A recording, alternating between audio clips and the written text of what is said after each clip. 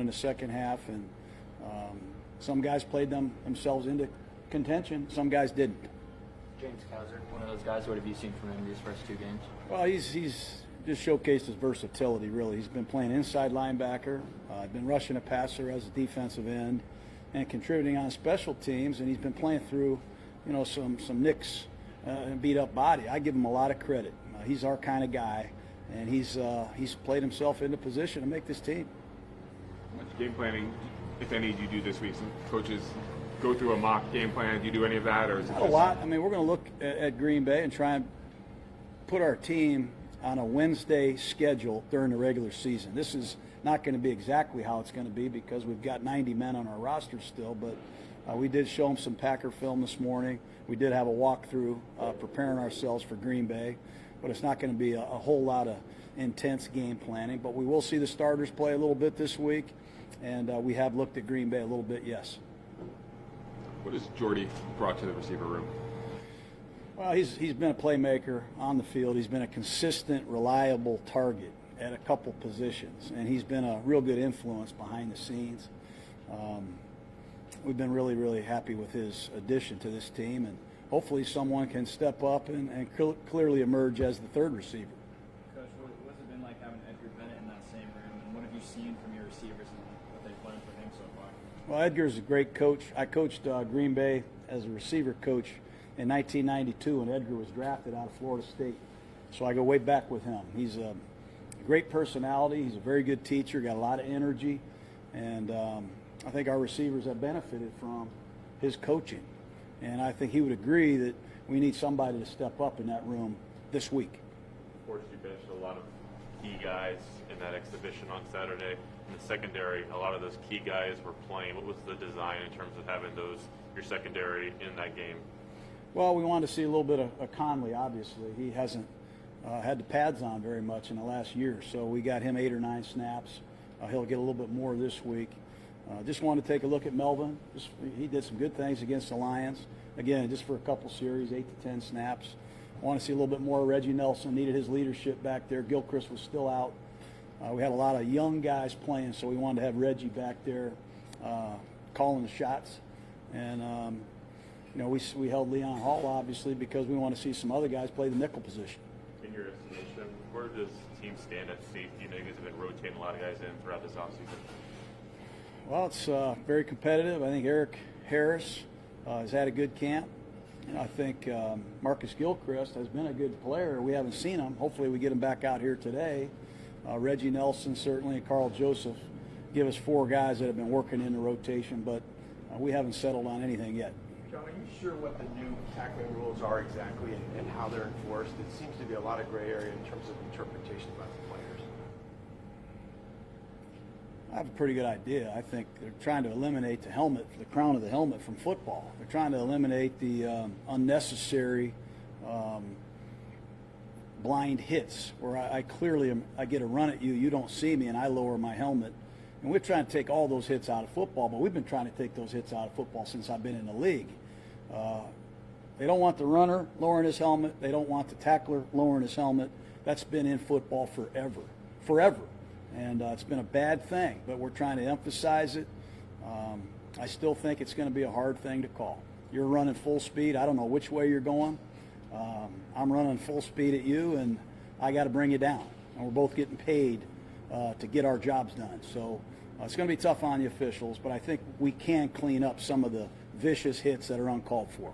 It seems like there's been some calls in some of the preseason games where just incidental contact gets called. Did they need to maybe address it with a replay or just some way where a guy doesn't If we do any more replays, we're going to be out there for all night. Yeah. We'll be out there all day and all night. I am, like I said before, I don't care if people don't agree with me. I do not like instant replay. I don't like it. I think the officials that are out on the field got a tough job. And they've done an excellent job, I think, as a unit, getting themselves ready to call the game. They study the opponents all week. They stand in their positions every week. I like letting them, is it a catch? Is it a touchdown? Is it a fumble? Is it a legal hit or not? But I think if you keep challenging everything, pretty soon we're never going to play football. The game will last forever. Has it affected coaching technique, the way you guys teach a little bit? Well, no. I mean, we're we're trying to emphasize good technique at all times, and we are taking safety into account. We want our players to remain healthy and have the proper fundamentals when they play this game. So, yeah, we are emphasizing it. It has changed the way you coach a little bit, changes the way you play, and you got to adapt. You mentioned Gilchrist possibly being back today. You know, what's the status of Seth Roberts, and is there any other guys you hope to get back this week? Yeah, I think Seth will be back too. He'll practice today, and that's great for us. We need to get him out on the field, back in with our receivers. Gilchrist will practice today. That's positive. I think Brandon Parker, although he played last week, is getting a little bit more healthy. So those three guys in particular. Jordan Simmons came back, got some snaps in the game. I think Worley will be back practicing today as well. So there's 5 healthy guys that got a chance to help our team.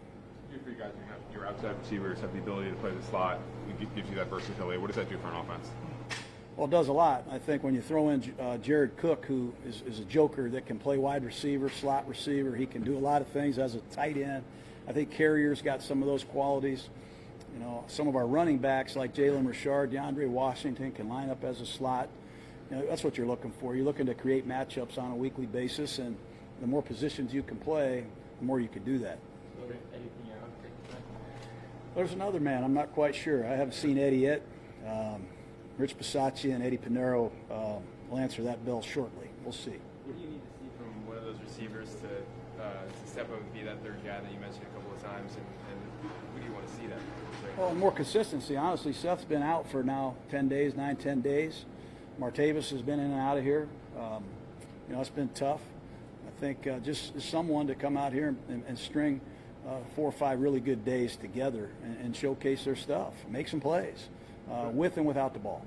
You brought up Jalen as a receiver just a second ago. What is having a back like Keegan who can catch the ball at the backfield? What does that do for an offense? It does a lot. I mean, if you watch New England play the last couple of years, they've been using White, Rex Burkhead, Deion Lewis to tell the quarterback what the coverage is. You put a linebacker out there in space, if a running back out in space, if the linebacker's covering them, if the safety's covering, they know it's man-to-man. So they're satellites. They go out there and they can help the quarterback determine man or zone, and they can win, and they can run an array of routes. And we're going to continue to try to get Jalen Richard and DeAndre Washington more and more on their plate. A couple weeks ago, I know it's been an evaluation to see where he is. Do you have a sense in that outlook? No, I don't. He's still being evaluated. Chris Warren told us, I think it was last week, to the last week of training camp, that running violently is not something that necessarily comes natural to him, but he thinks he's hoping to get the hang of it more. Sean's been talking to him. Are you seeing more and more of that, his willingness to really burrow in and get that last couple yards? Yeah, I think he's running behind his pads better. I think he really picked that up in the scrimmages against the Lions. He made some great runs in those 2 practices. I'm not really as worried about him as a ball carrier as I am what kind of back is he without the ball. Picking up blitzes, handling the audibles. He's still got to grow a lot as a running back, but as a runner, he's learning how to run behind his pads and be physical. You going to see anything out of Doug Martin in this next game, or not really? I've seen a lot out of Doug since he's been here. You know, I think Marshawn has 1 carry. I think Lynch has 1 carry. I think if you'd have told me that Chris Warren would be my leading rusher and Paul Butler would be our leading receiver at this time, I would say that's crazy. That's unbelievable. But we don't really want to see those guys a whole lot, to answer your question. We've seen a lot of them. You mentioned the importance of having leaders in different rooms. What has Tyre Whitehead helped? Yeah, he's been great. He brings a lot of energy to our team, too. You know, he's upbeat, positive, competitive. You know, he wants to win in a walkthrough. He wants to win in practice. He wants to beat you at a game of cards on the airplane. He just brings a lot of energy, and he's a really good guy. He's a really good player.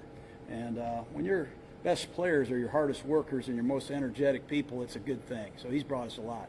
Time for 2 more, guys. From just a game plan, not supposed game plan standpoint, but it seemed like what you guys were able to do on offense from an audible standpoint. I think you mentioned as well just some of the things at the line of scrimmage or from the sideline, the hand signals that you guys were. Just what was that like on Saturday in terms of facing a team that you're going to face again in a few weeks? Like, did that impact things? Not really much. You know, Sean and I at McVay talked before the game. They didn't do very much, and we didn't do very much. And you know, a lot of backup players played, and a lot of backup schemes were used. So I don't think a lot was gained by either team out of that game. You guys all set? Okay. All right. Thank you very much. Okay, guys. Thank you.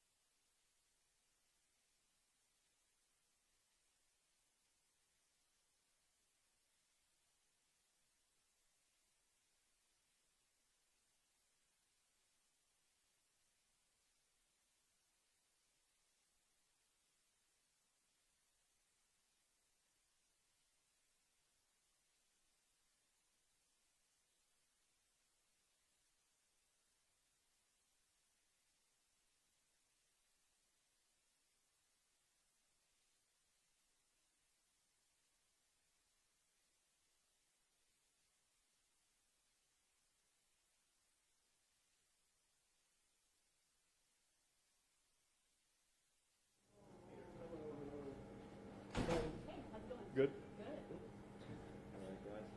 All righty. What a game was that? Huh? Yeah, it was. It was weird to actually go to the stadium and like not do anything. So I'm not going to try and get used to that anytime soon. But yeah, it was weird. I'm just mad that we lost. When did you know John's intention in terms of sitting so many guys, you included? I think we knew pretty early on in the week. Especially it's weird that we're playing them week 1. For us to play them week 2 of the preseason, that was kind of a shock to us when you got the schedule. So we knew kind of early on, and you kind of got the feel that it probably happened for both teams. Didn't seem like you guys were doing a ton. I know you're from the sideline, but I don't think Connor or EJ were really running through the gamut of what you guys might usually adjust to pre-snap or any of that. Can you maybe detail exactly what didn't go into that game?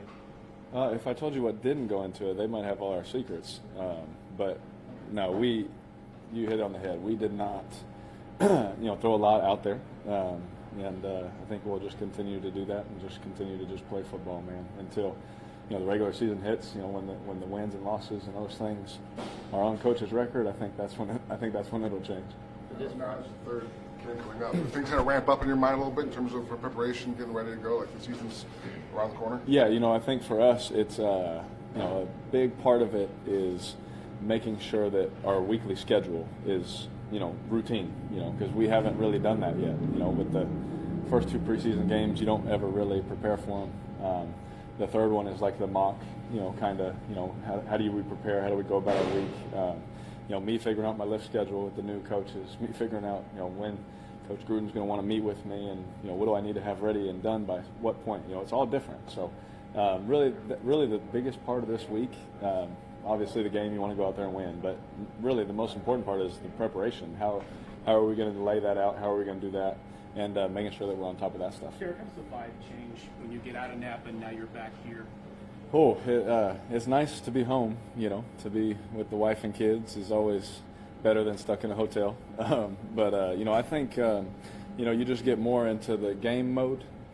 Whereas training camp is Groundhog Day. I don't care who you are. You're just trying to make a team. I will never think any differently. You want to go out there and put your best foot forward every day, trying to make the team and watch the film and do all those kind of things the way training camp goes. But when you come here and now, hey, we're ready to hit the season, you're full in game preparation mode. I even met with our video guy. Hey, I need it this way, and we got a new video guy. So there's a lot that goes into it when you get back, but hopefully we'll get a good routine going. Talked a lot about Jordy since he's gotten here. Is there anything about him that surprised you? You've learned about him since. Surprised? Nothing has surprised me. I will say he's faster than I thought, and I thought he could already run. I know Devontae really well, and so Devontae, he said, "Oh, he could still go." But I think if anything, it's that. But it still wasn't a shock. I knew he could go. He's been able to run since he was little. He won the 100-meter, I think, in state and all that kind of stuff. So, I knew he could go, but nothing's really surprised me. I mean, everything that you hear about him is what you get. He helps the receiver room raise their level. Whether you're the second guy, third guy, or you're just trying to make the team, he raises the level for all those guys. Not only with the way that he practices and works out and the way he takes care of his body and those things, but the way he goes after it mentally. He wants to think like the quarterback. If we throw a ball, we're always communicating. We'll say, hey, if they play it this way, I'd like it like this. Just the way he communicates, it rubs off on those young guys too. For a game like Fridays, if John says, Derek, you're only playing a quarter, is there any, I think I can play a half, or do you just take that? Not in the preseason. Whatever coach wants, now, if it's regular season, obviously, coach, I'm going to play the whole thing. But preseason, no. Really it's just, it's just nice to go out there and play football. And however long the coach wants to do that, cool. Obviously as a competitor, you get out there. I remember who we played for, the Lions. Man, we got out there and I was like, no, please. Can we please keep playing? That kind of feeling because it was the first time. But then he quickly realized, hey, we got a couple weeks to go until the real ones start. Sean's talked about wanting to see a third receiver emerge. Yep. What are you looking for? What have you seen out of that? Those guys, the group of guys that are sort of battling for that, and what do you want to see? Yeah, a couple of them are new, fighting for that spot. A couple have been banged up. So I think we're all sitting there, excited to see what happens. They're all, I think, healthy. We'll see. I think they're all mentally ready, physically ready.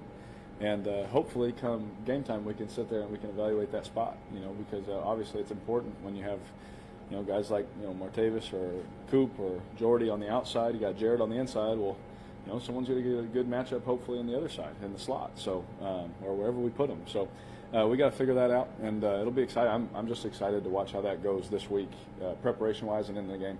Before you get Seth back out on the Yeah. practice field, and obviously you've got a lot of experience throwing to him. Is it going to be easy to sort of build that back up, that chemistry? Yes, absolutely. I've thrown a lot of passes to Seth in season and in out of season. So the fact that he missed a little bit, it is what it is. That happens as we know. So it won't be any hurdle to get over. But what it did give me, it gave me time to throw to the other guys too, build rapport and build timing with them. So I'm excited to have Seth back. Though obviously I've played a lot of football games with Seth. You have 3 wide receivers, and they've all been trained to play any one of the 3 positions. Are you cognizant of who that person is, even, or are you just cognizant of who's playing that spot? Yeah, this game's all about matchups, and so the fact that we have a system in place that I can get to any play that coach obviously wants, and those things. It doesn't matter who's where, And Lee Smith could be out wide at receiver, and we might not throw it to him. No, I'm just kidding.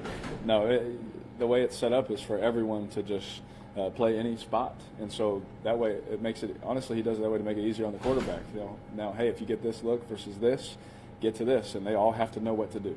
And you got to, he knows where the matchup is, and like I said before, I feel like it's like a trained robot, for Coach Gruden, and he builds the system in such a way that all the other guys have to learn everything else. After one of the Napa practices, I think Jordy said that it's puzzling to some guys that Jared Cook has sort of bounced around from different teams and not really settled in with one. Is that puzzling to you? And how much more comfortable are you now working with him in the second year as opposed to last season? Yeah, I think I'm one of those guys Jordy was talking about. It blows my mind. You see, we have a lot of those guys. Obviously, Jordy's one of them. KO, Rodney. You see Donald Penn. You see all the Doug Martin. You see some of these guys that were on other teams that are not anymore. You're like, man, how does that happen? We're very fortunate, very blessed to have him. But Cook, he obviously, you guys know I love throwing to Cook. We have a great relationship. Talk to him in the off season, and we get a lot of work in together, a lot of communication with him and I. I'm just glad that we have him. I'll just say that. It's nice to have someone with that kind of speed, that kind of toughness, and all those kind of things playing tight end, especially with who we have outside it. He gets a lot of good matchups sometimes. How's the day in and day out been with Greg Olson? And given that you two worked together in the past, earlier in your career, has the level of your discourse when it comes to talking football graduated some from the first time you two were together? Yeah, I think it kind of just it didn't really pick up where we left off. We were just both at another level when we both got together, and the conversation, it wasn't like, hey, what do you think about this? What do you think about this? We kind of just hit it rolling, because we knew each other. I knew, how to talk to him. He knew how to talk to me. There was no learning in that sense, and so our communication has been great. I love Ole. I'm so happy he's back. I think you guys know that. I love that guy, and it's been fun. We have a good time, honestly. Just trying to, as of now, beat up on Gunther, but now we'll play some other people. A couple more guys.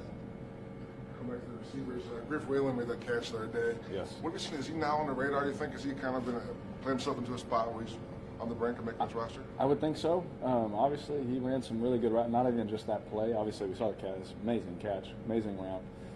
But he ran a lot of good routes in that game, and he's been doing it over and over again. Every time I've checked to something in practice, OTAs, going back all the way to April, whenever we were starting, he hasn't missed. He hasn't had a mental error at all. He's just one of those guys that the quarterbacks love. Obviously, EJ decided to throw to him on that play for a reason. We see what he does in practice, and I'm glad he got in the end zone. I really am, because hopefully now, if that helps him, obviously then I'm all for it. I want, the best guys, however many we keep. I want the best ones, and if he's one of them, then I'll be super fired up. All set? Thank you, guys. Thanks. Yep. Thank you.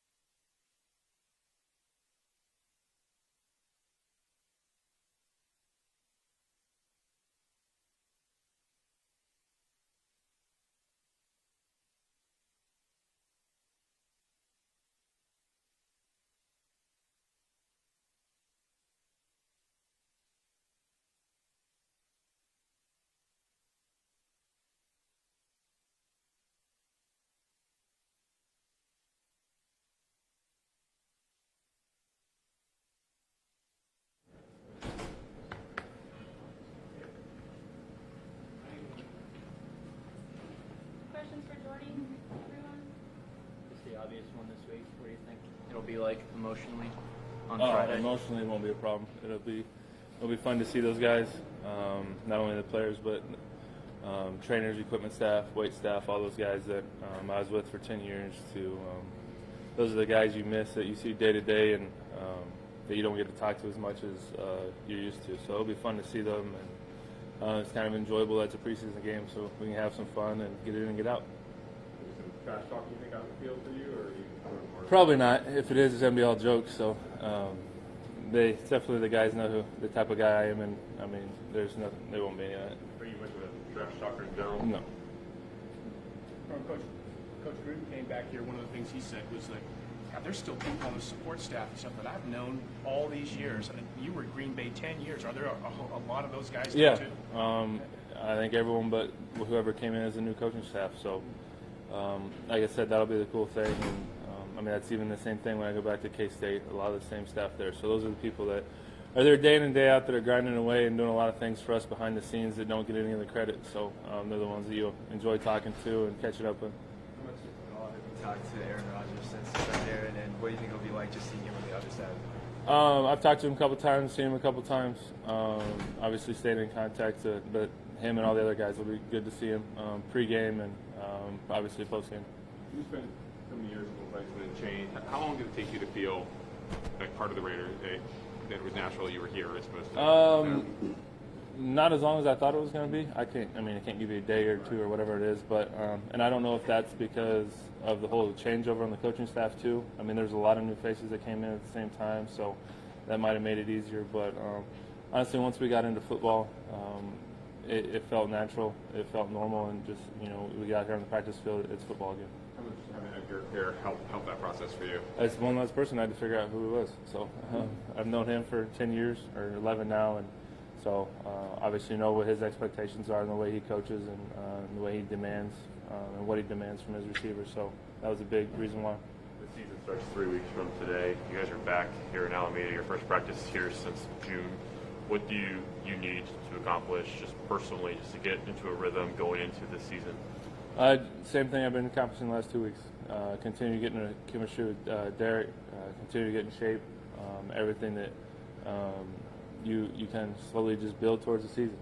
Obviously, it's going to be here quick. This is a decently short week, and then we'll be into another one next week. So, but just building that chemistry and that work and continue to grow not only through these next couple of weeks, but throughout the whole season.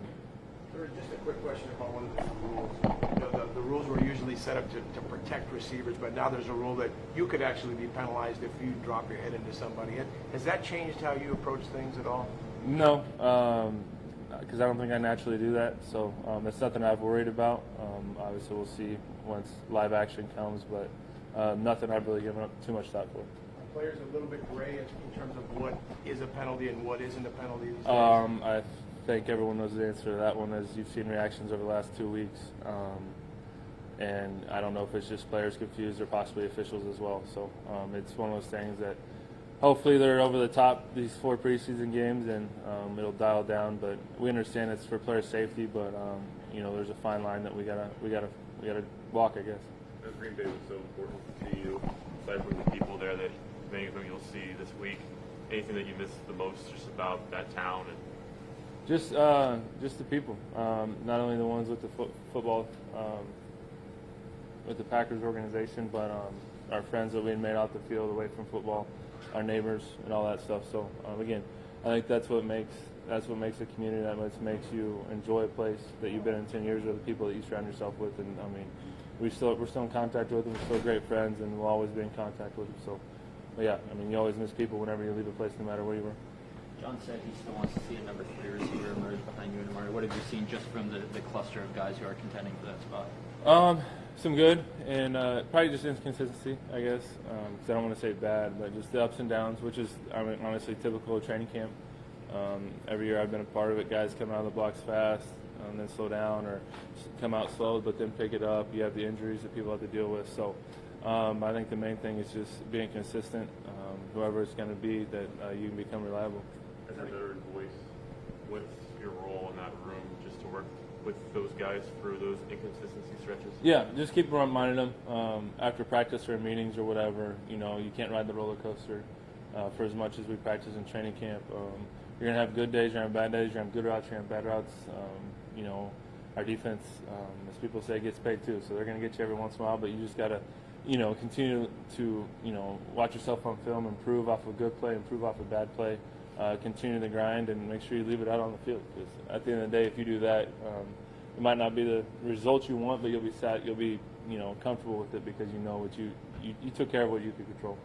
The system, Coach Gruden wants all receivers to know all the spots. You're not just a slot guy. You're not just an outside guy. I assume it was that way in Green Bay. And what kind of challenge is that for someone who maybe hasn't really done that before?